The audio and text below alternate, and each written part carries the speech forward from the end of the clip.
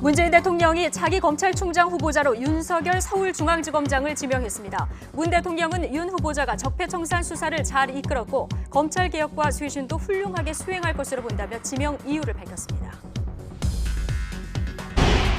20세 이하 월드컵에서 사상 첫 준우승 신화를 쓴 축구대표팀이 귀국했습니다. 대표팀은 귀국 인터뷰에서 최선을 다한 결과에 후회는 없다며 국민의 성원에 감사하다고 말했습니다. 잠시 뒤 서울 광화문에서는 대표팀 환영식도 열립니다. 국회 정상화를 위한 주말 협상이 결국 무산되면서 바른미래당은 오늘 오후 의원총회를 열고 6월 임시국회 소집 절차에 착수하겠다며 마지막으로 한국당과 민주당의 결단을 촉구했습니다. 한국당은 의원총회를 열고 대응 방안을 논의하고 있습니다.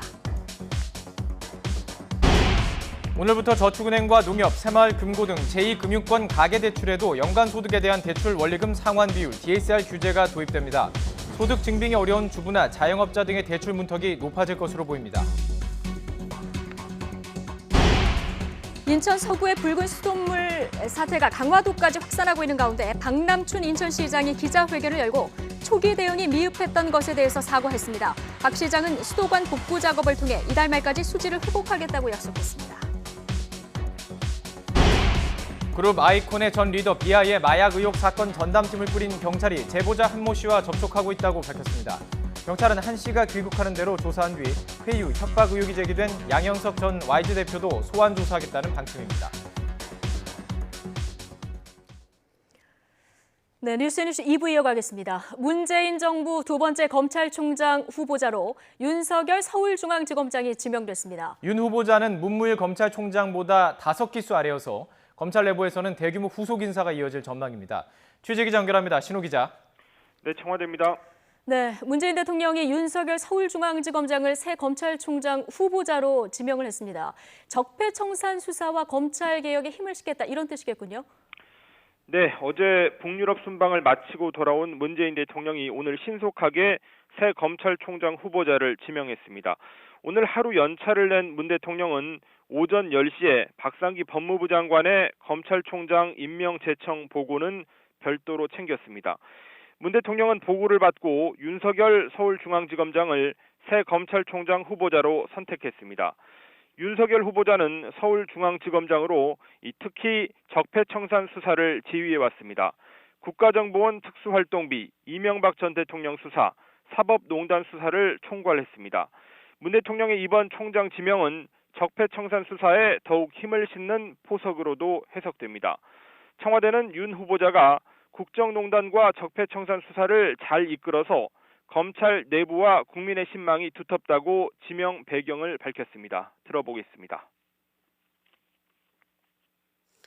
윤석열 후보자가 아직도 우리 사회에 남아있는 각종 비리와 부정부패를 뿌리 뽑음과 동시에 시대적 사명인 검찰 개혁과 조직 쇄신 과제도 훌륭하게 완수할 것이라고 기대합니다.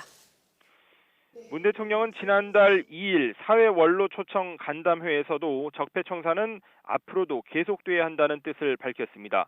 적폐 수사를 그만하라는 말도 듣지만 이 정부가 수사를 통제할 수 없고 그래서도 안 된다며 빨리 진상을 규명하고 청산이 이루어진 다음 그 성찰 위해서 얼마든지 협치하고 타협할 수 있다고 문 대통령은 강조했습니다.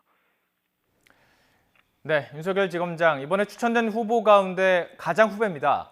자, 이렇게 가장 후배가 지명됐기 때문에 대대적인 검찰 내부 인사도 잇따르겠군요. 네, 윤석열 후보자가 검찰총장이 되면 이 검찰총장 임기제가 도입된 1988년 이후 31년 만에 고검장을 안 거치고 총장에 직행하는 첫 사례가 됩니다.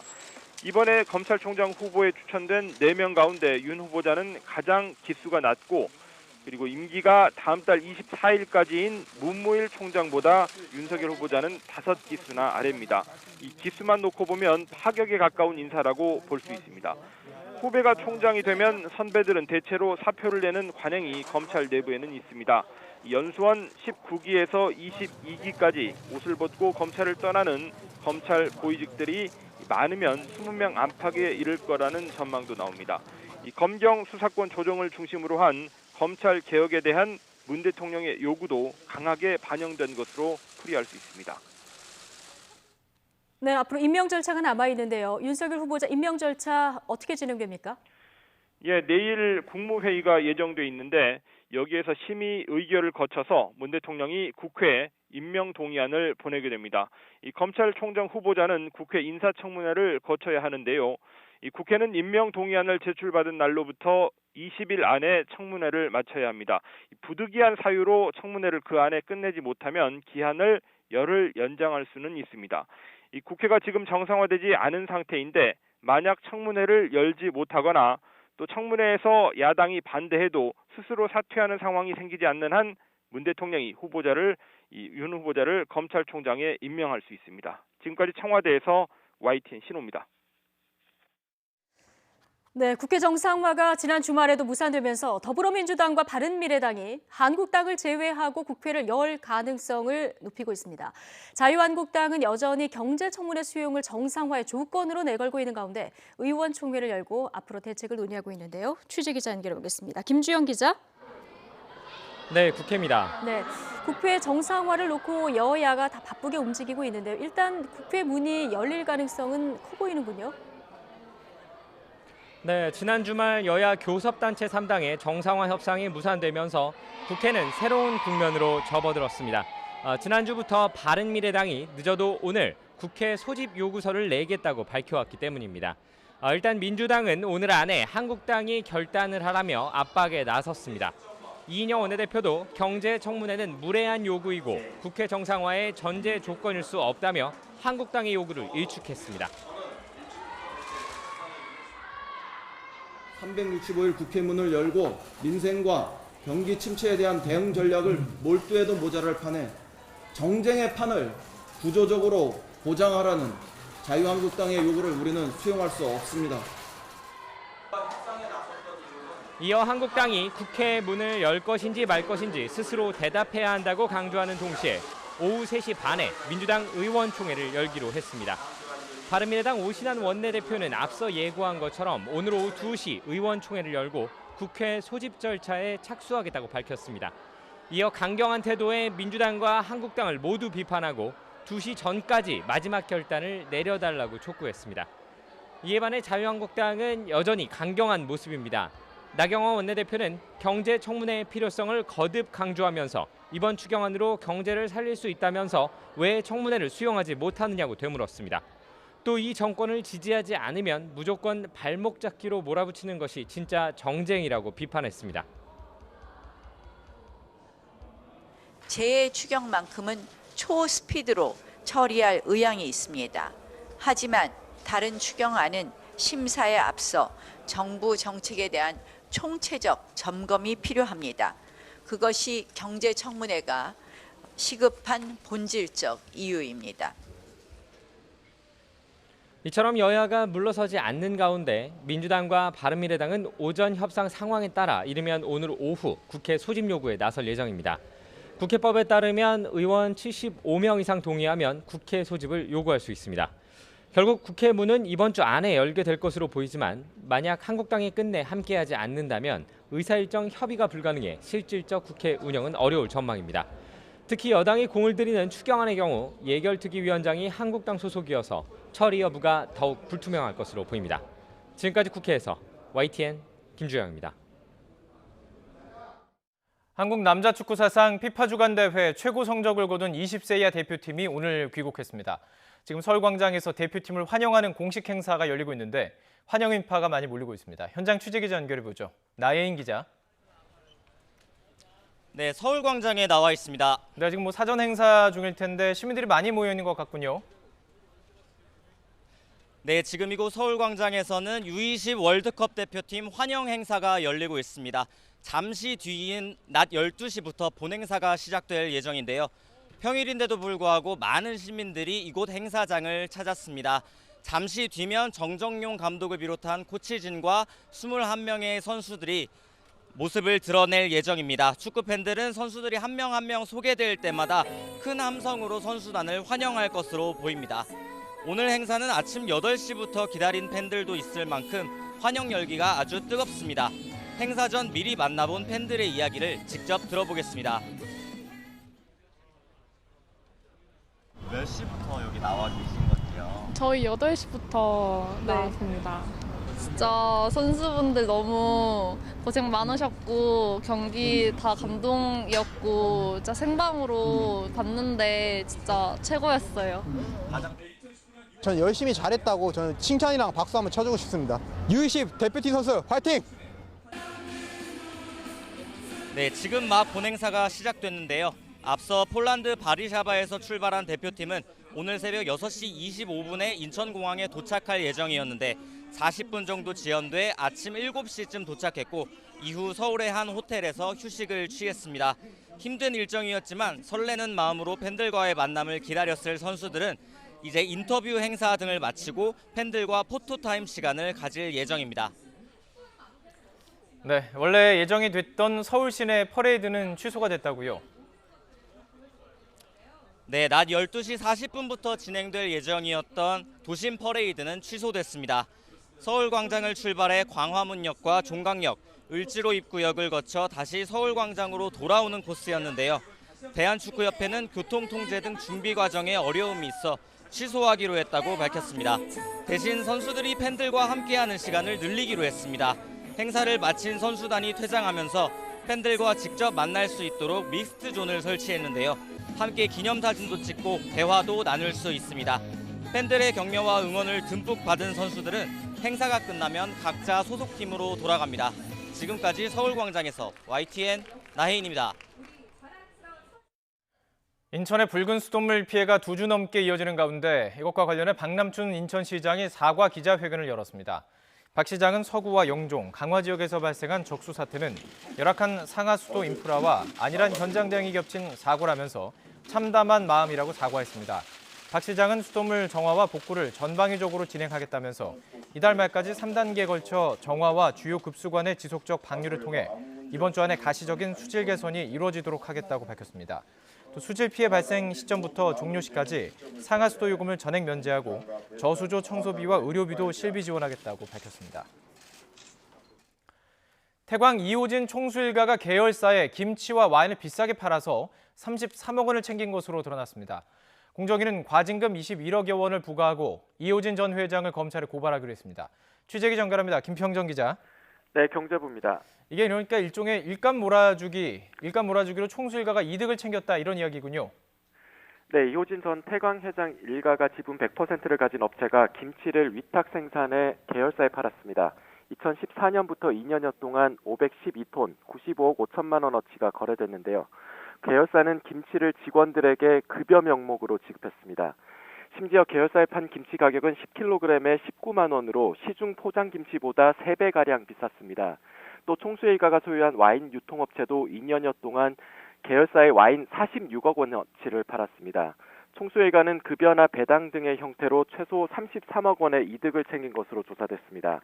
이런 내부 거래는 이호진 전 회장이 경영에서 물러난 뒤에 이루어졌지만 이 전 회장은 경영기획실을 통해 사실상 지배력을 행사하는 상태였습니다. 공정위는 총수 일가 회사와 태광 계열사에 과징금 21억 8천만 원을 부과하기로 했습니다. 또 이호진 전 회장 등 2명과 태광 소속 19개 계열사는 검찰 고발할 방침입니다. 지금까지 경제부에서 YTN 김평정입니다.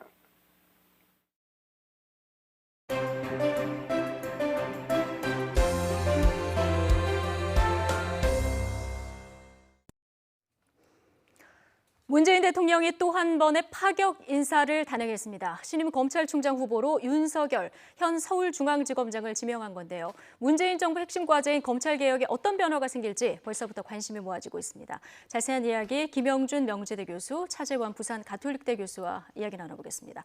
어서 오십시오. 네, 안녕하세요. 안녕하세요. 문재인 대통령 오늘 하루 연차 휴가인데요. 네. 바로 지금 후보자를 지명을 한 이런 상황입니다. 신임 검찰총장 후보로 윤석열 서울중앙지검장을 네. 지명한 부분 파격 인사인데요. 일단 어떤 의미라고 보십니까? 파격이죠. 왜냐하면 전임 총장보다는 현 총장, 문무일 총장보다는 기수가 5기수 아래고 1988년도 이후에 고검장을 거치지 않고 검찰총장으로 직행된 첫 케이스이기 때문에 31년 만이고 이거 굉장히 파격 인사를 볼 수가 있는 것이죠. 예.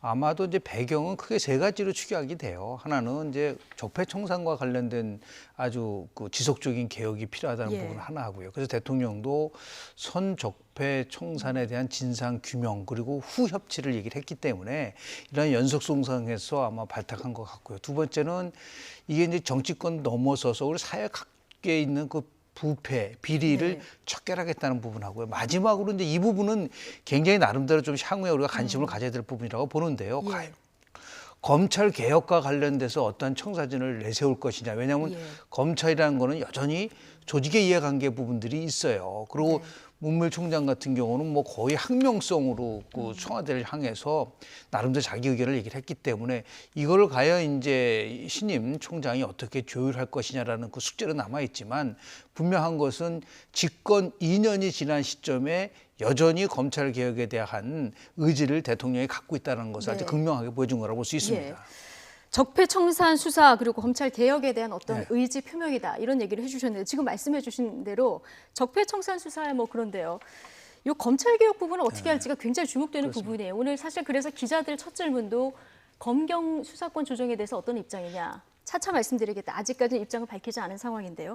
소신이 강한 분 아니겠습니까? 그렇죠. 본인이 그 국정감사장에 나와서 한 이야기가 있지 않습니까? 나는 사람에게 충성하지 않는다. 그러나 조직에 충성할 뿐이라고 이야기를 했기 때문에 모르겠습니다. 그 조직이라는 것이 검찰이 지금 이야기하고 있는 기득권 차원에서의 뭐 그런 검찰 개혁에 대한 반발을 차원을 조직에 대한 충성으로 이해를 하실지 아니면 검찰이 새로운 모습으로 국민에게 다가가는 그러한 식의 그 조직의 새로운 전환 이걸 충성으로 생각하실지는 아마 인사청문회에서 분명히 드러날 것 같습니다만 어쨌든 아마 청와대에서 윤석열 서울중앙지검장을 지명할 때는 이 부분도 나름대로 고려를 하지 않았겠습니까? 모르긴 몰라도 물밑으로는 아마 이 검찰 개혁에 대한 아마 윤석열 지금 그 서울중앙지검장의 의견을 대충은 들었지 않았을까. 그렇다고 한다면 그런 차원에서 본다고 한다면 이 검찰 개혁과 관련된 특히 검경 수사권 조정과 관련해서 검찰 내부의 반발 이것은 뭐 그러니까 있을지는 모르겠지만 그러나 윤석열 서울중앙지검장이 주도하는 모습은 아닐 가능성이 저는 더 높지 않을까. 문제는 이 과정에서 조직 내의 반발이 상당히 커질 것인데 이걸 어떻게 추스릴 것이냐. 바로 그런 조직 내의 반발을 추스리는 데 있어서 책임자가 아마 윤석열 서울중앙지검장이라고 여권 핵심에서 판단했을 가능성이 높다는 겁니다. 후보자 지명 그 검증 과정에서 아마 물어봤을 것이다. 물어봤을 것이고 바로 그 부분에 대해서 어느 정도 상당히 국정 철학이 일맥상통한다. 그리고 거기에 대해서 만약에 지금 있을지도 모르는 검찰 내의 반발 이걸 갖다가 나름대로 추스릴 수 있는 사람은 그래도 윤석열 아니겠느냐 그런 생각들이 이번 지명에 하나의 이 계기가 되지 않았을까 하는 생각이 듭니다. 어쨌든 검찰 조직으로 보면은 지금 5기수를 말씀하신 대로 건너뛴 거잖아요. 지금 검찰 내부 조직이 지금 4명 후보 가운데 기수는 가장 낮은데 또 나이는 가장 많아요. 그렇죠. 늦게 들어갔죠. 좀 술렁술렁할 것 같긴 한데요. 저는 이제 이게 굉장히 흥미로운 대목이라고 보는데요. 그동안 이제 이게 집권 초기인 경우와 지금 집권 2년이 흐른 지점은 좀 다릅니다. 그러니까 다시 얘기해서 뭐라고 이제 그 고민정 대변인이 얘기를 했냐면 권력 외압에 흔들리지 않는 강직함이라고 그랬어요. 이게 과연 어떤 식으로 작동될 거냐라는 거죠. 그 말은 뭐냐면 정확하게 이 표현대로 하면은 아무리 청와대가 권력을 행사한다 하더라도 결코 흔들리지 않을 수 있는 가능성도 여전히 남아있는 거라고 보는 거죠. 그러니까 다시 얘기해서 조직에 대한 여러 가지 거를 같이 생각한다면 제가 볼 때는 우리 오늘 축구팀이 귀국했지 않습니까? 가장 많이 들은 단어는 원팀이거든요. 그러니까 저는 지금 얘기하는 윤석열 지금 신임 검찰총장 혼자서 절대로 개혁 혼자서 못할 거라고 봅니다. 얼마만큼 이 원팀을 만들어서 이 조직 전체적으로 같이 함께 움직이는 그런 식으로 가지 않을까라는 생각이 좀 들고요. 또 나가서 지금 검찰 개혁의 핵심을 자꾸만 검경 수사권 조정 얘기만 하고 있지만 검찰 개혁의 본질은 뭡니까? 검찰의 정치 중립화예요. 이 문제는 빠지고 예를 들어서 무슨 뭐 검경 수사권 조정이라든지 국정농단 이거는 한 부분만 채우고 한 부분은 채우지 못할 부분이 있기 때문에 이것을 과연 이제 윤석열 신임 총장이 어떻게 끌고 나갈 건지 결국은 리더십의 문제라고 보는데 그동안에 윤 신 총장과 이렇게 같이 근무했고 접촉했던 사람들의 얘기는 상당히 많은 것을 위임해주는 스타일이라고 얘기를 하더라고요. 본인이 직접 하는 것보다 그게 제가 얘기하는 원팀이거든요. 밀어주고 그래서 그런 것들이 아마 리더십의 그 반영이라고 볼 거라고 보는데요. 호락호락하지 않을 거라고 좀 봅니다. 저 사람의 스타일이 그렇기 때문에 아까 우리 최 교수님 말씀하신 것처럼 사람의 줄을 서지 않는다라는 얘기가 갖고 있는 함의를 계속해서 끌고 가지 않을까라는 생각을 좀 개인적으로 좀 해봅니다. 예, 오늘 점심 먹으러 이제 서울중앙지검 청사를 나올 때 기자들이 질의를 하고 응답을 하는 모습을 지금 저희가 화면으로 보여드리고 있는데 지금 말씀하신 권력 외압에 흔들리지 않는 강직함 이 부분이 이제 앞으로 좀 지켜봐야 될 대목이라고 말씀해 주셨잖아요. 사실 검찰 개혁하면 우리가 수사권 조정만 생각했는데 사실 지금 말씀하신 대로 핵심이 권력으로부터 어떻게 독립되느냐 이 부분 또 아니겠습니까? 그와 관련해서 지금 문재인 정부가 추진하고 있는 것이 고위공직자 비리 수사처 아닙니까? 그래서 아주 정치적으로 민감한 사건은 나름대로 정치 권력에서 독립된 새로운 권력, 그러니까 수사기구를 만들어서 하자. 이 부분에 대해서 문무일 총장도 상당히 나름대로 동의를 하고 있는 부분이거든요. 그렇기 때문에 모르겠습니다. 이 부분에 대해서 아마 지금 다시 인사청문회 때 아마 본인의 의견을 이야기를 하겠습니다만 그러나 윤석열 서울중앙지검장이 그동안 그러니까 지금 보여왔던 이제 수사 과정에서의 그런 경력을 보면 나름대로 정치 외압에는 강하게 맞서는 그런 소신 있는 모습을 보였거든요. 물론 뭐 야당 일각에서는 지금 그 윤석열 총장이 사실은 어떻게 보면 적폐 수사라는 것이 청와대의 하명 수사인데 그게 충실해서 이번에 그 공로로 지금 이 검찰총장이 낙점된 것이 아닐까라고 이야기는 하지만 제가 생각했을 때는 그동안 이 검사로서 윤석열 서울지검장이 보여왔던 그런 정치적 외압에서 굴하지 않는 모습 이런 부분들이 상당히 그런 국민들로 박수를 받았고 바로 그 때문에 문재인 정부가 윤석열 대전 고검 검사를 전격적으로 서울중앙지검장이 발탁했고 이번에 검찰총장이 내정했다. 그런 측면에서 본다고 한다면 아까 우리 김영희 교수님 말씀하신 대로 정치적 외압이라는 부분에 있어서는 본인이 상당히 아마 문재인 정부가 어떤 식으로 이 주문을 한다 하더라도 거기에는 강하게 맞설 가능성이 높다. 그러나 제도적인 개혁 부분에 있어서는 공수처 문제가 만약에 지금 검찰 내의 나름대로 합의가 이루어졌다고 한다면 그 부분에 대해서는 토를 하지 않는 그런 나름대로의 처신을 하지 않을까 생각이 듭니다. 공수처 관련해서는 검찰에서 이 수사권 조정보다는 강하게 반대 입장을 보이지는 않고 있는 것으로 지금 보통 전해지고 있는데요. 앞으로 여기에 대해서도 어떻게 대응할지 저희가 주목을 해봐야 되는데 어쨌든 이제 임명 절차가 남아 있습니다. 그렇습니다. 청문회를 거쳐야 되는데요. 윤석열 서울중앙지검장이 황교안 지금 제1야당 대표하고 또 악연도 있고 이래서 야당의 반발이 만만치 않을 것 같아요. 국정원 댓글 조작 사건과 관련돼서 당시에 아주 강직한 수사를 하다가 물러났지 않습니까? 그때 이제 법무부 장관이 지금 황교안 지금 대표이기 때문에 악연은 분명히 있을 거라고 봅니다. 그러면서 다시 그 당시에 법무부 장관이 수사권주의 할 수 있느냐라는 부분 속에서 이제 강하게 반발했었던 부분들이 있거든요. 이것이 이제 지금 어떻든 간에 청문회 과정 속에서 아주 쟁점이 될 가능성이 굉장히 큰데요. 저는 오늘 그 윤석열 신임 총장을 임명한 거 보면서 실은 김영삼 정부 때 이해창 총리 임명과 거의 흡사하다고 봅니다. 왜냐하면 당시에 아주 파격적으로 감사원장으로 발탁을 했어요. 그 당시에. 그 많은 아시지 않습니까? 국방 비리와 관련된 율곡 비리에 대해서 아주 정말 추상 같은 그런 개혁을 했단 말이에요. 그리고 나서 이해창 총재가 전격적으로 이제 발탁이 됐는데 실은 오래가지 못했어요. 이게 그 권력과 끊임없이 나름대로 이제 대립을 하다 4개월 만에 물러났는데 그때 많은 사람들이 생각할 때 이해창 총재가 권력에 대해서 당당하구나라는 부분들이 있습니다. 그러니까 만약에 윤석열 지금 신임 총장이 권력과 당당한 모습을 보이지 못하면 지금 갖고 있던 기대가 이제 급락할 것이다. 이제 그런 부분 속에서 앞으로 더욱더 저는 힘들 거라고 봐요. 윤신임 총장이 이걸 어떻게 조율을 맞춰가느냐는 문제인데 과거의 악연보다는 저는 핵심적으로 보는 거는 적폐청산을 2년간 진행을 했기 때문에 이제 정말 검찰이 정치적으로 중립화하는 데 있어서 저는 신임 검찰총장이 좀 목소리도 내고 좀 제도화하는데 일익을 담당했으면 좋겠다라는 그런 기대를 좀 갖습니다. 이래저래 어깨가 무거울 것 같은데요. 그나저나 인사청문회가 지금 국회가 이런 상황이라서 열릴 수나 있을지 모르겠습니다. 국회 상황으로 좀 넘어가 보도록 하죠. 국회가 열릴 듯 말 듯 했는데요. 이 정상화 협상이 경제청문회 개최를 놓고 또다시 결렬됐습니다. 국회 정상화 정말 불가능한 과제인 걸까요? 먼저 영상 보고 이야기 나눠보겠습니다. 오늘과 내일 최선을 다해서 협상 타결을 위해 노력해 보겠지만 끝내 민주당과 자유한국당이 두 거대 양당이 대립으로 협상 타결이 무산되면 독자적으로 국회 문을 여는 방안을 추진할 수밖에 없다는 것을 다시 한번 확인합니다.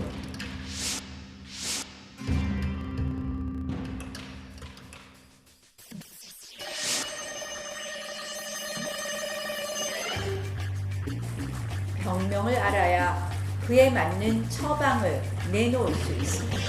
경제정책에 자신이 있다는 정부 여당 아닙니까?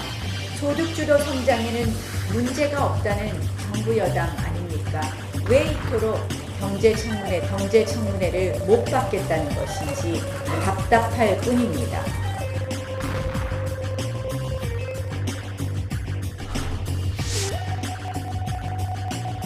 사리에 맞지 않는 무리한 요구이기도 하지만 정쟁을 반복하는 나쁜 청문회 그 정신을 민주당은 수용할 수 없습니다.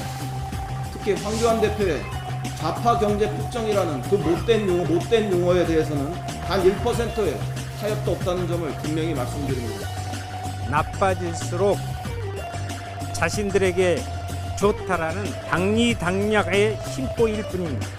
이런 한국당에게 언제까지 끌려다녀야 합니까? 언제까지 끌려다녀야 합니까? 바른미래당의 의총의 열차 출발 시간은 오늘 오후 2시입니다. 민주당, 한국당 모두 탑승하시기 바랍니다. 우리에겐 아직 마지막 기회가 남았습니다. 마지막 기회가 남았습니다. 마지막 기회가 남았습니다.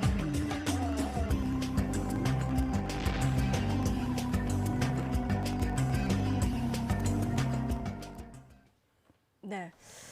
국회 정상화. 지금 바른미래당 오신환 원내대표는 이 마지노선이 2시다 이런 네. 얘기를 지금 했는데요.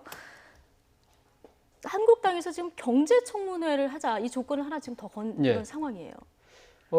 요즘 젊은 사람들 사이에 그런 말 유행하잖아요. TMI, Too Much Information, 쓸데없는 말을 너무 많이 한다는 뭐 그런 그 비판 이야기가 있는데 그게 좀 빗대서 이야기하면 Too Much Condition인 것 같습니다.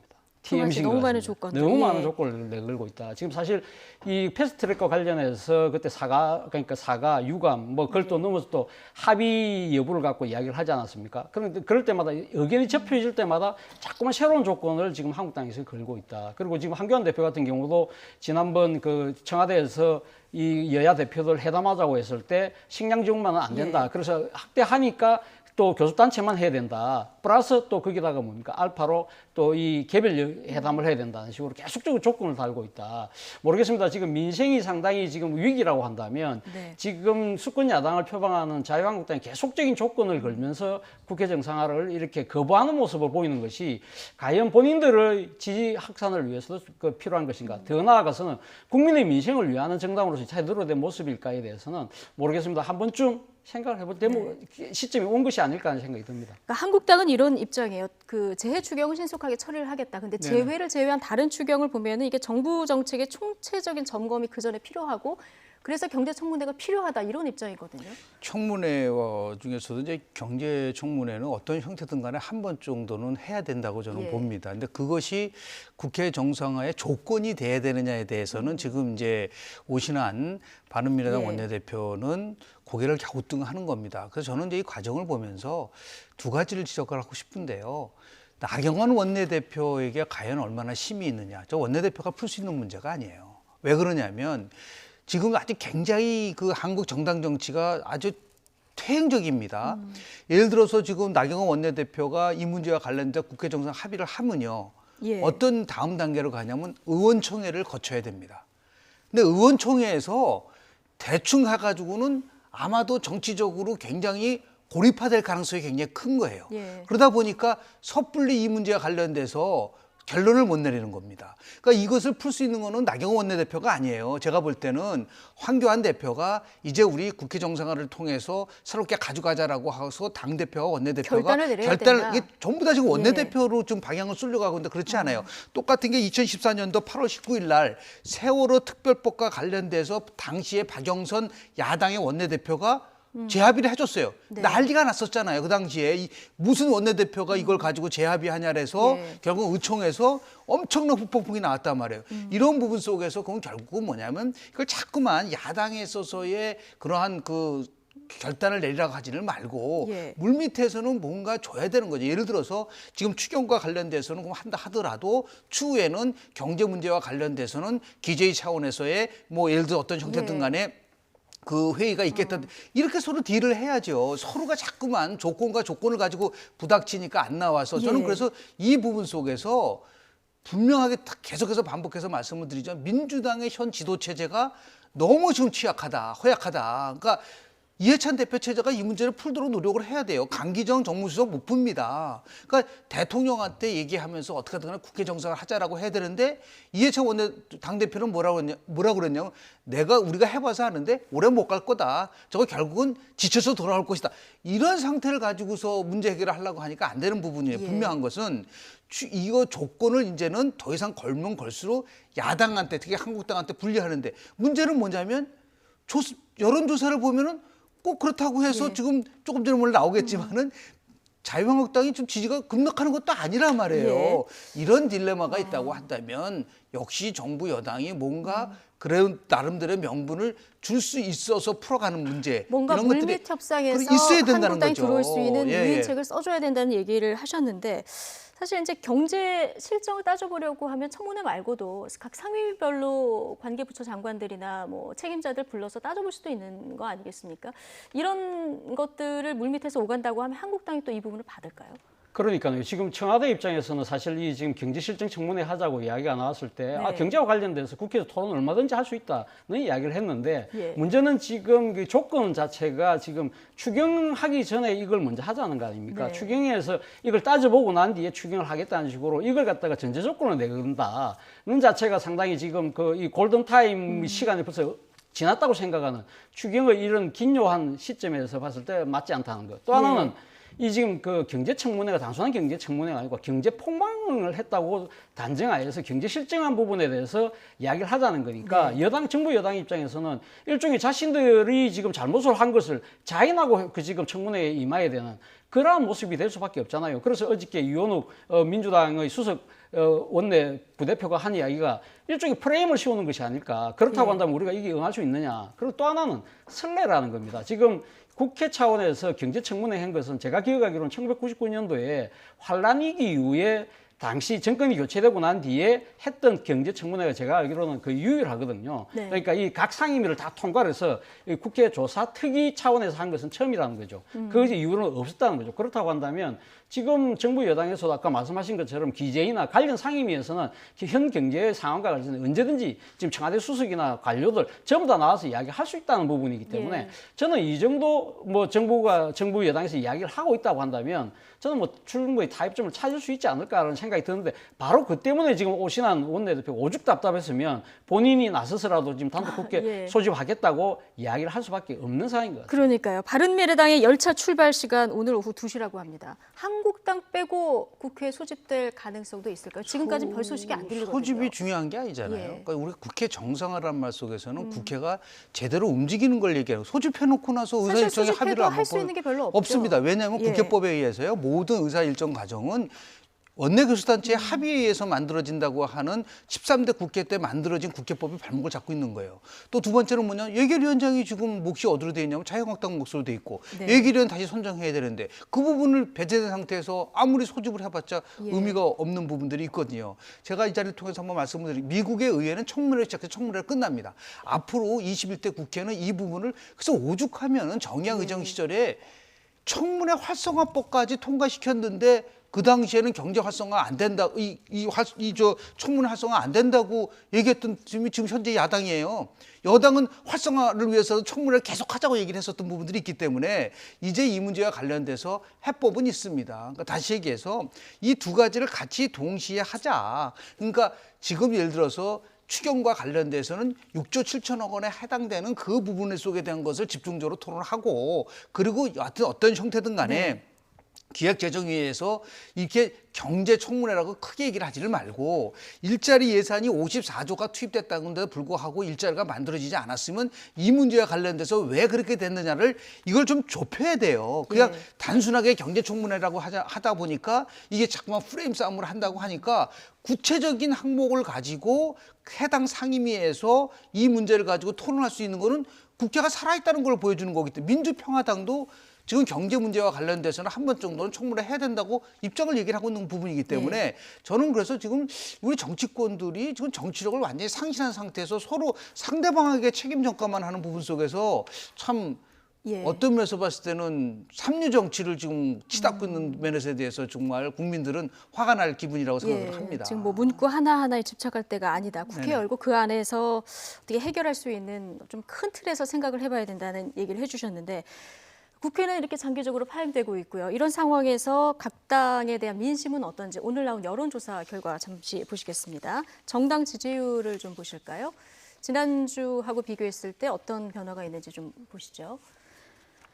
자, 민주당은 0.5%포인트가 오른 41% 이번 주 보이고 있고요. 한국당 1.4%포인트 상승한 31% 보이고 있습니다. 정당 지지율, 뭐 지난주하고 비교했을 때 큰 변동은 없어 보여요. 예, 양당이 조금씩 다 올라간 상황인데요. 예. 아마 지금 여야 간의 대립이 격화되면서 양당의 지지층들이 결집하는 상황인 것 같습니다. 바로 이러한 것이 어떻게 보면 지금 그러니까 지금 한국당과 민주당이 그러니까 의도하진 않았겠지만 일종의 적대적 공생관계가 다시 네. 또 재현되는 그러한 모습이라는 부분에서 자유롭지 못할 것 같습니다. 예.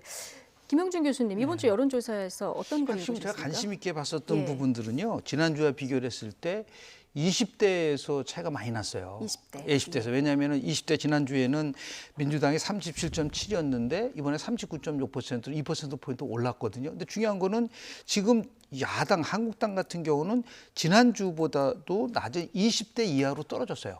그러니까 약 한 9.4%대로 떨어졌거든요. 그리고 또 하나 흥미로운 것은 50대에서 거의 지금 더불어민주당하고 자유한국당하고 일치되는 그런 현상들이 나타나고 있다는 겁니다. 그러니까 이번에 36.9 대 37.6이라는 거는 거의 근접해 돼 있거든요. 예. 그러니까 이것을 어떻게 해석을 해야 되냐? 그건 결론적으로 말씀을 드리면 자유한국당이 추구하고 있는 장외투쟁에 대한 피로고름이 지금 쌓이고 있기 시작을 한다. 빨리 민생과 관련된 문제에서 어느 정도는 빨리 국회로 돌아와서 이제 풀어가라고 하는 나름대로 함축성을 갖고 있는 부분들이 분명히 있지만 또 대통령의 국정운영 여론조사를 보면은 물론 조금 올라갔지만 내부적으로 들어가면은 대통령도 국정운영도 이걸 모멘텀을 만들지 못하고 그러니까 지금 자유한국당이든 민주당이든 대통령이든 이 현재 상황을 극복하고 헤쳐나갈 수 있는 모멘텀을 전혀 못 만들고 있기 때문에 어떤 면에서 보면 이게 계속해서 답보 상태로 가는 부분들이 나타나고 있어서 이거는 제가 볼 때는 국민들의 입장에서 봤을 때는 참 답답함을 넘어서서 정치의 무력화, 그러니까 정치 실종 이런 부분에 대해서 굉장히 질타를 받을 수밖에 없다라는 말씀을 좀 드립니다. 일단 국회로 안 돌아오는, 국회가 열리지 않고 있는 이 부분에 대한 국민들의 피로도가 상당하다. 자, 이런 지적을 또 해주셨는데 자, 한국당 30%에서 왔다 갔다 하는 이런 흐름을 보이지 않습니까? 여기서 이제 중도 외연 확장에 힘쓰겠다. 황교안 한국당 대표가 이런 얘기를 했는데 왼쪽으로 갈지 오른쪽으로 갈지 이 부분에 대해서 굉장히 고민인 것 같습니다. 자, 그런데 최근 한국당 분열 조짐도 좀 일고 있는데요. 내년 총선을 앞두고 대규모 공천 물갈이를 시사하면서 대표적인 친박 의원이죠. 홍문종 의원. 지난주 태극기 집회에서 신공화당 창당을 예고했습니다. 황교안 대표의 셈법도 복잡해졌는데요. 차윤주 앵커가 먼저 정리해드립니다. 한국당 내 친박계의 핵심으로 꼽히는 홍문종 의원. 지난 주말 태극기 집회에서 사실상의 탈당을 선언했습니다. 그러면서 언제쯤 한국당을 탈당하면 좋을지 묻는 의원들이 급증해서 번호표까지 줘야 할 정도라고도 주장했는데요. 이른바 태극기 세력을 모아서 신당을 만드는 방안을 검토하고 있습니다. 번호표 줘야 돼요. 때가 늦으면 번호표 안 나눠준다 이놈들아. 정신 차려라. 대한민국 대통령 박근혜와 함께 당당하게 청와대로 입성할 나이 멀지 않았다는 것을 기억하시기 바랍니다, 여러분. 대한애국당 조원진 대표도 집회에서 홍 의원을 공동대표로 추대한다고 말했습니다. 당명도 신공화당으로 바꿀 가능성이 큽니다. 그 빅텐트에 홍문정 의원님을 우리 당의 공동대표로 추대합니다. 우리 대한애국당과 이 빅텐트가 새로운 큰 그림을 그리겠습니다. 거기에는 박근혜 대통령을 우리 당의 1호 당원으로 모시고 다음 총선을 치른다는 것도 네, 친박계 분열이 본격화하는 게 아니냐는 분석이 나오는 가운데 황교안 대표는 보수 통합을 강조하면서 친박계 줄 탈당 가능성에 선을 그었습니다. 마지막으로 들어보시죠. 자유우파가 자유한국당을 중심으로 뭉쳐서 이 문재인 정권의 폭정을 막아내는 것이 필요하다. 그런 확고한 생각을 가지고 있습니다. 분열은 국민들이 원하시는 것이 아니라고 생각합니다. 황교안 대표 머릿속에 자유우파가 어디까지인지 굉장히 궁금한 상황인데요. 지금 갇힌 신공화당 조원진 의원하고 홍문종 의원이 이제 주도를 해서 만들겠다고 한 건데 이게 박정희 전 대통령과 박근혜 전 대통령의 정신을 잇는다 그런 의미가 담긴 거라고 합니다. 박근혜 전 대통령 내년 총선 앞두고 또 마케팅이 시작된 이런 느낌이에요. 그렇죠. 지금 박근혜 대통령의 정치적 영향력에 기대서 뭔가를 해보겠다는 생각이 아마 강한 것 같아요. 바로 그 때문에 지금 홍문종 의원의 그런 지금 탈당에 대해서 곱지 않은 시각을 아마 당내에서도 보내고 있는 것 같습니다. 지금 뭐 사실 홍문종 의원이 개인적인 여러 가지 그 비리 때문에 지금 비리 혐의로 지금 재판을 받고 있지 않습니까? 그렇기 때문에 뭐 친박이라는 정면도 있지만 그런 그 이런 이 지금 사법 재판에 연루돼 있다는 측면에서 내년 총선 공천이 어렵다. 바로 이 때문에 미리 자신이 그러니까 지금 친박 신당을 이야기하면서 일종의 자신의 정치 행보를 극대화시키고 있는 것이 아니냐는 게 아주 비판적인 시각인데요. 저도 뭐 그 시각이 상당히 동의를 하는데 하나의 변수는 아마 박근혜 전 대통령인 것 같아요. 만약 지금 일각에서 떠도는 대로 만약 박근혜 전 대통령의 그 석방 내지는 사면과 관련된 이 지금 태극기 부대를 비롯한 강성 친박들이 이 동정 여론이 글쎄지 않습니까? 이러한 상황에서 만약에 총선에 임박해서 박근혜 전 대통령이 정치적 메시지를 낸다든지 아니면 더 나아가서 박근혜 전 대통령이 석방되거나 사면될 경우에 상당히 정치적 여파가 있을 수 있다. 이런 걸 바로 지금 현재 나름대로 노림수를 가지고 지금 홍문종 의원이나 조원진 대한애국당 대표가 지금 친박 행보를 열심히 하고 있는 것 같습니다만 그럼에도 불구하고 저는 약간 이분들의 그러니까 정치적 가능성을 좀 낮게 보는 것은 박근혜 전 대통령이 아무리 선거 여왕이라고 하더라도 지난번 탄핵 사태라는 걸 거쳤고 무엇보다도 박근혜 전 대통령이 이제는 과거의 권력이었다는 권력이 됐다는 것이죠. 그런 측면에서 본다고 한다면 정치적 확장성이나 폭발성은 지금 우리가 지금 이야기하는 만큼이나 그렇게 있을까라고 보기는 좀 어렵지 않을까 하는 생각이 듭니다. 박근혜 전 대통령의 사면 석방 이야기도 조금 더 이제 많이 나올 것 같다는 이런 느낌은 드는데요. 그런데 총선 앞두고 만약 박근혜 전 대통령이 감옥 안에서라도 실제로 어떤 메시지를 낸다. 이런 뭐 영향이 좀 있을까요? 낼 가능성이 높죠. 낼 가능성이 높다. 한해 진보 언론의 한 기자가요. 보수가 왜 망했느냐라고 할 때 크게 세 가지를 얘기를 했어요. 비겁하고 무지하고 오만하다. 근데 실제적으로 이거는 친박에 해당이 되는 겁니다. 친박은 정말 비겁하고 무지하고 한마디로 오만하다. 저렇게 보수 계멸 상태에서 책임이 있어야 될 친박은 한 번도 패적 선언을 한 적이 없습니다. 그러니까 2007년도에 당시에 이명박 후보에게 531만 표 차로 집권 여당이 패배했을 때 당시에 안희정 지사는 뭐라냐면 친노 패적 선언을 했어요. 우리가 잘못했다. 나는 지금 친박이 잘못했다고 들어본 적이 없어요. 이렇게 잘못된 상태를 가지고 간다는 거는 오히려 참 나쁜 정치를 하고 있고 한마디로 탐욕과 배신의 정치다. 이거는 결국은 국민들이요. 특히 TK가 주로만 심판을 해야지만이 대한민국의 보수가 다시 살아갈 수 있는 길이 열릴 수 있을 것이라는 말씀을 드립니다. 아까 그 홍문종 의원이 때 늦으면 번호표 안 준다. 빨리 따라 나와라 뭐 이런 얘기까지 하는 걸 봤는데 어느 정도 파급 효과가 있을지 이건 좀 지켜봐야 될 것 같고요. 홍문종 의원의 이 신공화당 창당 예고로 김진태 의원이 앞으로 어떻게 할지 이 행보에도 관심이 쏠리고 있는데요. 이 부분에 대해서 홍문종 의원은 어떤 생각일까요? 들어보고 오겠습니다. 김진태 의원이 합류할 가능성도 현재는 부인하고 있는데 있나요? 앞으로? 네, 그 왜 저 유명 연예인들이 절대 저 여자하고 결혼 안 한다 그러고 결혼하잖아요. 근데 김진태 의원은 뭐 생각이 저희와 같은 분이고요. 아마 이제 뭐 황교안 대표가 아마 김진태 의원한테 뭐 여러 가지 뭐 얘기를 했겠죠. 뭐 그동안 뭐 당내에서 사실은 뭐 소수 목소리를 냈던 거의 저 홍문종과 김진태가 유일한 목소리였는데 김진태 의원이 이제 나가게 되면 이른바 그 한국당 내에서 그 한국당에 대해서 그 약간의 의심의 눈초리를 보내고 있는 사람들이 완전히 무너지는 완전히 다 탈당하는 그런 결과를 초래할까봐 그러는데요. 김진태 의원도 이제 굉장히 한국당에서는 외로워지죠. 왜냐하면 김진태 의원을 바치고 있는 이른바 태극기 세력들은 다 지금 빠지고 있거든요. 외로워서 정치가 되겠습니까? 이렇게 하면.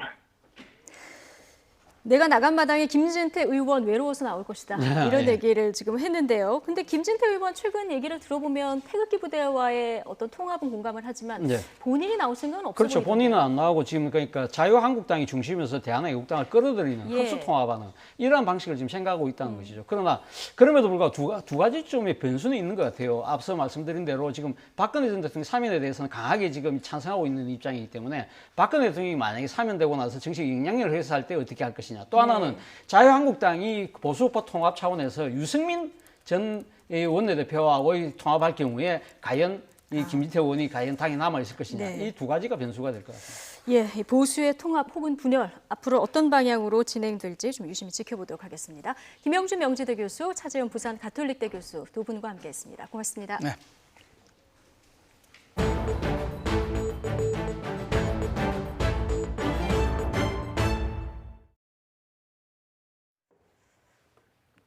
소속사 가수들의 잇따른 마약 스캔들에 YG 엔터테인먼트가 위기에 빠졌습니다. 이번에 문제가 된 아이콘의 전 리더 BI 마약 의혹은 경찰 유착설까지 불거지면서 수사 전담팀이 꾸려졌는데요. 취재기자 연결해서 자세한 내용 들어보겠습니다. 자, 이영원 기자. 네, 경기 남부지방경찰청입니다. 예, 먼저 최근 논란이 되는 BI 사건부터 좀 짚어보죠. 네, 3년 전 마약 의혹이 최근에 불거진 건데요. YG 소속 아이돌 그룹 아이콘의 리더였던 BI의 마약 의혹에 대한 수사가 제대로 이루어지지 않았다는 겁니다. 경찰이 제대로 수사하지 않고 무마했다는 내용의 공익신고가 접수된 건데 신고자는 연예인 지망생 한모 씨입니다. 한 씨는 지난 2016년 8월 마약 혐의로 긴급 체포된 전력이 있는데요. 체포 당시 한 씨는 BI에게 환각제인 LSD를 구해줬다는 진술을 했지만 이에 대한 수사가 이루어지지 않았다는 입장입니다. 특히 LSD 거래 시도 정황이 담긴 카카오톡 대화 내용을 경찰이 확보하고도 BI를 소환하지 않았다고 지적했는데요. 이에 대해 경찰은 한 씨가 3차 조사에서 입장을 번복하는 등 오락가락 진술을 한 탓에 BI를 별도로 부르지 않았다고 밝혔습니다. 첩보를 작성하고 내사를 벌였지만 별다른 특이점을 발견하지 못했다는 겁니다. 네, 자, 이 사건 3년 전에 내사 종결됐던 사건인데요. 이번에 경찰과의 유착 의혹이 제기되면서 수사 전담팀까지 지금 꾸려진 상황이죠. 네, 경기 남부지방경찰청에 BI 전담팀이 구성됐습니다. 단순 마약 의혹에서 YG와 경찰 유착설까지 확산하자 뒤늦게 수습에 나선 건데요. 애초 한 씨가 다시 신고하거나 기존 입장을 바꾸는 진술을 수사기관에 해야 이 관련 수사에 나설 수 있다는 입장이었지만 수사 무마 의혹으로 사태가 커지는 등 분위기가 심상치 않자 서둘러 전담팀을 꾸린 겁니다. 지난 14일 이런 사실을 알리는 언론 브리핑을 했는데요. BI 마약 의혹 수사와 한 씨에 대한 YG 측의 협박과 회유, YG와 경찰의 유착설 등 크게 세 갈래로 수사를 진행한다고 밝혔습니다. 네, 자, 그런데 브리핑 때 일부 내용이 잘못 전달되는 등의 해프닝도 좀 있었다고요?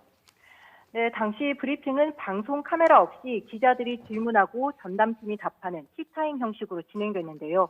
경찰 관계자가 3년 전 체포 당시 한 씨에게 BI 관련 내용을 물어봤다는 식의 말을 해서 기자단이 술렁이기도 했습니다. 그동안 경찰은 2차 조사 때 처음 BI 관련 내용을 알게 됐다는 입장이었기 때문인데요. 이후 전담팀 팀장이 일부 내용 전달이 잘못됐다며 체포 당일에 1, 2차 조사가 모두 이뤄져서 당시라는 표현을 쓴 거라고 정정하기도 했습니다. 3차 조사 말미에 자필 기재했다는 내용도 마찬가지인데요. 이 브리핑 당시에는 한 씨가 LSD 10장을 전달했다는 자필 기재가 있었다고 했지만 정확히 확인해보니 이 석방될 때 LSD 전달 얘기를 한 건 맞지만 실수로 진술한 것 같다. 약 관련 얘기를 나눈 건 맞지만 흡입이나 흡연한 적은 없고 이 전달도 하지 않았다라고 쓰여 있었다고 합니다. 이 관련 내용을 정확히 확인한 뒤 언론에 알려줘야 하는 수사팀에서 오히려 혼선을 준 꼴인데요. 이 전담팀을 꾸린 뒤 급하게 언론 브리핑을 진행하면서 벌어진 총국으로 보입니다. 네, 전담팀 지금 구성된 지 얼마 안 됐는데요. 진척된 상황이 좀 있습니까? 아직 별다른 진척은 없습니다. 이 공익신고자 한 씨를 접촉해 소환 시점을 조율 중인데요. 한 씨가 경찰에 출석해 관련 진술을 해야 이 수사의 속도를 낼 수 있는 상황인 겁니다. 한 씨 진술을 확보하게 되면 이후 YG 측과 당시 수사진에 대한 조사를 진행할 방침인데요. 이 양현석 YG 전 대표가 실제로 한 씨에게 BI 관련 진술을 번복하라고 회유하고 협박했는지, 이 수사에 개입한 사실이 있는지 등이 앞으로 확인해야 할 내용입니다. 이에 경찰은 한 씨가 진술하면 이 내용을 분석한 뒤 이 양 전 대표를 불러 조사를 이어갈 예정입니다. 예, 양현석 씨에 대한 수사도 불가피하다는 얘기인 것 같은데요. 지난주에 이 양현석 씨 YG 대표 자리에서 물러났죠? 네, 모든 직책과 업무에서 손을 뗀다며 사퇴했습니다. 이 YG 연예인들과 팬들에게 더 이상 피해가 가지 않도록 하겠다는 겁니다. 관련 의혹은 강하게 부인했는데요. 이런 상황에도 YG에 대한 비난 여론은 가라앉지 않고 있습니다. YG 소속 연예인들의 방송 출연 금지를 요청하는 이 청와대 국민청원까지 올라왔는데 3만 명 넘게 참여했습니다. 이 같은 움직임은 그동안 YG 소속 가수들이 줄줄이 마약 의혹에 휩싸인 탓이 큰데요.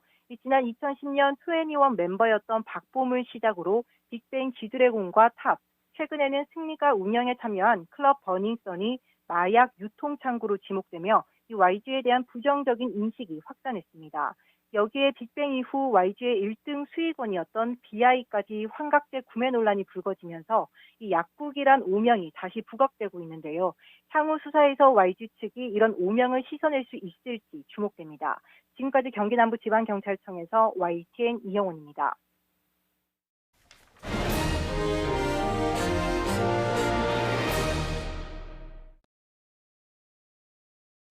홍콩 시민들의 거센 반발을 불러일으켰던 이른바 송환법은 사실상 폐기될 수 있을 것으로 보입니다. 처음에 강경대응에 나섰던 홍콩과 중국 정부가 급선회한 한 배경은 무엇인지 베이징 연결해서 이 소식 알아보죠. 강성웅 특파원. 네, 베이징입니다. 자, 이 시위가 어젯밤 늦게까지 이어졌는데 오늘 상황은 어떻습니까? 네, 오늘 아침까지도 일부 시민들이 홍콩 정부 청사 앞 도로에 남아 있었습니다. 때문에 출근 시간대에 정부 청사 부근 도로가 일부 폐쇄됐었는데 지금은 모두 정상화됐습니다. 하지만 정부와 입법회 건물 앞에는 아직도 바리케이드가 쳐져 있고 시민들의 출입은 통제되고 있습니다. 시민들은 원래 오늘 파업을 하기로 했었는데 당국이 송환법 추진 중단을 발표하면서 철회했습니다. 네, 이 어제 행진, 캐리람 행정장관이 송환법 추진을 중단하겠다고 발표한 뒤에 열렸습니다.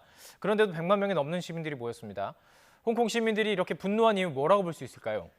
네, 한마디로 홍콩 정부를 믿을 수 없다는 것입니다. 시민들은 법안 추진 중단이 아니라 완전 철회를 요구하고 있습니다. 캐리람 홍콩 행정장관이 지난 12일 집회를 조직된 폭동으로 규정해서 강경 진압한 것도 시민들의 거센 반발을 불러왔습니다. 많은 젊은이들이 송환법 반대 그리고 시민들의 행동은 폭동이 아니다라는 손팻말을 들었습니다. 어제 평화행진 앞 바로 전날인 토요일에 송환법 반대를 주장하던 홍콩의 젊은이 한 명이 추락사한 것도 시민들을 자극했습니다. 일요일인 어제 열린 검은 대행진에는 주최 측 추산 200만 명이 참가해 홍콩 역사상 가장 큰 집회로 기록됐습니다. 예, 200만 명. 홍콩 인구를 생각할 때 참 많은 숫자인데 시민들 캐리람 장관이 사퇴해야 된다. 자, 이렇게 주장하는 것 같은데요. 그럴 가능성이 있습니까? 네, 현재로서는 예단하긴 어렵지만 캐리람 장관은 이미 레임덕에 빠졌다는 평가가 나오고 있습니다. 특히 친중국 성향의 동방일보까지도 홍콩 정부의 통치권은 끝났다 이런 제목의 기사를 일면에 쓰기도 했습니다. 캐리람 장관은 검은 대행진 하루 전에 전격적으로 송환법 추진 중단을 발표했고 어제 다시 시민들에게 사과를 했습니다. 하지만 본인의 사퇴 여부에 대한 얘기는 없었습니다. 예, 중국 정부도 처음에는 좀 강경한 입장이었다 다소 유연해지는 것 같습니다. 그럴 만한 사정이 있었습니까? 네, 강성 기자. 네, 가장 큰 이유는 역시 성난 시민들의 기세를 단기간에 잠재우기 어렵다고 판단했기 때문으로 분석됩니다. 특히 미중 무역 마찰로 큰 부담을 안고 있는 상황에서 홍콩 시민을 강경 진압하기는 쉽지 않다고 판단한 것으로 보입니다. 송환법을 만들 경우 홍콩에서 외국 자본이 대거 유출될 수 있다는 우려도 감안된 것 같습니다. 실제로 홍콩 입법회의 과반을 차지하는 친중파 의원들 상당수가 이 송환법 강행에 반대했다고 합니다. 중국 정부도 결국 홍콩 정부의 입장을 존중하면서 송환법 추진 중단을 선택할 수밖에 없었습니다. 자, 이제 그럼 앞으로 홍콩 어떻게 되는 겁니까?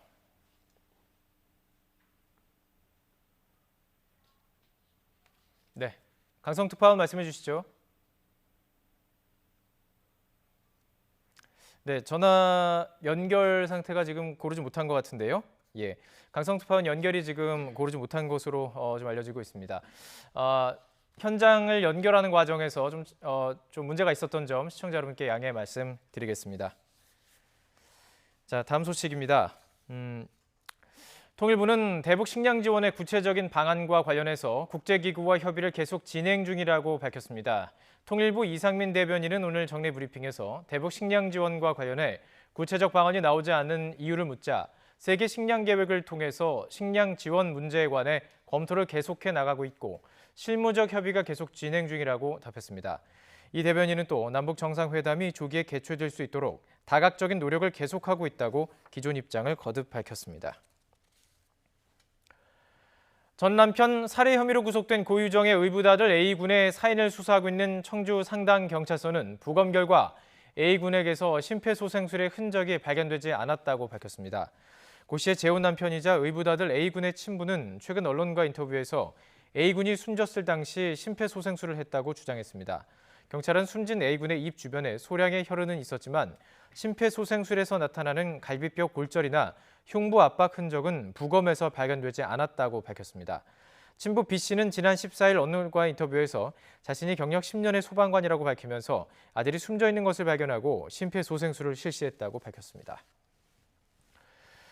오늘부터 은행권에 이어서 제2금융권 가계대출에도 총부채 원리금 상환 비율 DSR 규제가 도입됩니다. DSR은 연간 소득에 대한 모든 대출 원리금 상환액의 비율을 말하는데 농협과 수협, 신협 등 상호금융조합은 평균 261%인 DSR을 2021년 말까지 160%로 낮춰야 합니다. 저축은행과 캐피탈사는 평균 110% 안팎이던 DSR을 90%로, 보험사는 73%에서 70%로, 카드사는 66%에서 60%로 조정해야 합니다. 쿠바 혁명의 주역인 공산주의 혁명가 체게바라 일대기가 최근 개봉했습니다. 새로 나온 영화 최두희 기자입니다.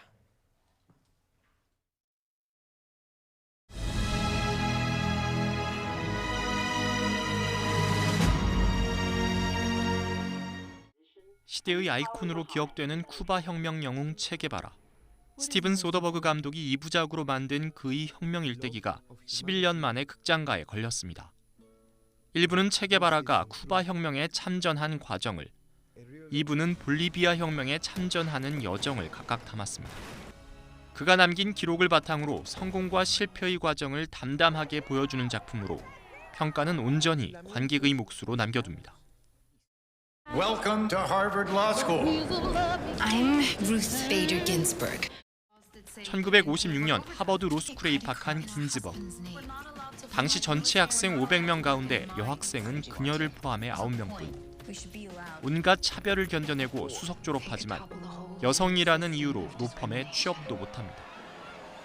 우연히 남성이 역차별을 받은 사건을 접한 그녀는 성차별의 근원을 무너뜨리는 기회임을 직감하고는 기념비적인 세기의 재판에 뛰어듭니다. 영화는 미국 역사상 두 번째 여성 대법관이 된 루스 베이더 긴즈버그의 젊은 시절을 집중 조명하며 큰 울림을 줍니다. 전신마비의 부유한 백인 필립과 범죄 전과가 있는 가난한 흑인 간병인 델. 모든 면에서 극과 극인 두 남자의 우정을 그렸습니다. What I love about this story is that it really is a love story between two straight men who don't realize the other person has the key to unlock their future. 2012년 개봉했던 프랑스 영화의 배경을 뉴욕으로 옮겨 리메이크한 작품으로 감동적인 실화에 웃음을 더했습니다. YTN 최두입니다. 오늘 날씨가 참 좋습니다. 맑고 파란 하늘에 공기마저 깨끗한데요. 현재 서울 기온 벌써 24도까지 올랐고요. 한낮에는 26도까지 높아지면서 초여름 더위를 보이겠습니다. 오늘 날씨가 참 좋으니까요. 점심 드시고 가볍게 산책 즐겨보셔도 참 좋겠습니다. 강한 볕에 전국의 자외선 지수는 높음에서 매우 높음 수준까지 오르겠습니다. 강릉과 태백, 동해시는 위험 수준까지 지속했는데요. 외출하실 때 챙이 넓은 모자나 양산, 선글라스도 꼭 챙기시기 바랍니다. 오늘 낮 기온은 서울이 26도, 광주가 27도, 대구 29도로 예상됩니다. 이번 주는 비 소식이 잦은데요. 내일 오후에는 경기 북부를 시작으로 밤사이 서울 등 중부지방에 비가 오겠고요.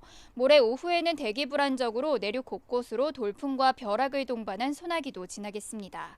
또 더위 속에 주말과 휴일 사이 또다시 전국에는 비가 내릴 전망입니다. 오늘 대기질은 양호하지만 오존 농도가 높게 치솟겠습니다. 오존은 마스크로도 걸러지지 않으니까요. 오존 생성이 많이 되는 차도에서는 멀리 떨어져 이동하시기 바랍니다. 지금까지 하늘공원에서 YTN 신미림입니다. 네, 월요일 YTN 뉴스의 뉴스 마치겠습니다. 잠시 뒤에 더 뉴스가 이어집니다. 여러분 고맙습니다.